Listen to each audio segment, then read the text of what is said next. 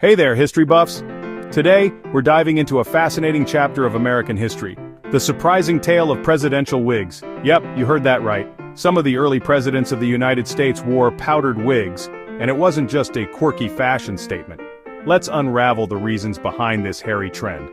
First off, wigs were all the rage in the 18th century. They started in Europe, where they were a symbol of status and sophistication.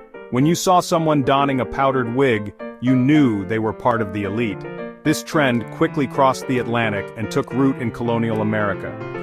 Now let's talk about George Washington. Believe it or not, Washington never wore a wig. Instead, he powdered his own hair to achieve that iconic look. But why did he go through all that trouble? Well, back then, powdered wigs and hair were seen as a mark of dignity and authority.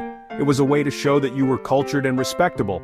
So, why did early presidents like John Adams and Thomas Jefferson follow suit? For them, it was about adhering to the norms of high society and maintaining an image of refined leadership. Plus, wigs were practical.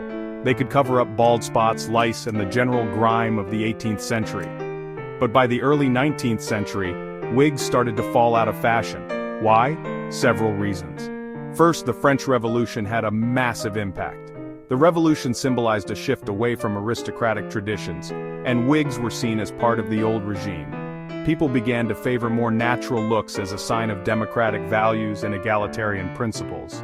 Then came the influence of leaders like Thomas Jefferson and James Madison, who preferred a more modest, understated appearance. This shift reflected the growing sentiment in America that valued practicality and simplicity over ostentatious displays of wealth. By the time James Monroe took office, the powdered wig was pretty much history. It marked the end of an era and the beginning of a new American identity. So, there you have it. The story of why some early presidents wore powdered wigs and why the trend eventually fizzled out.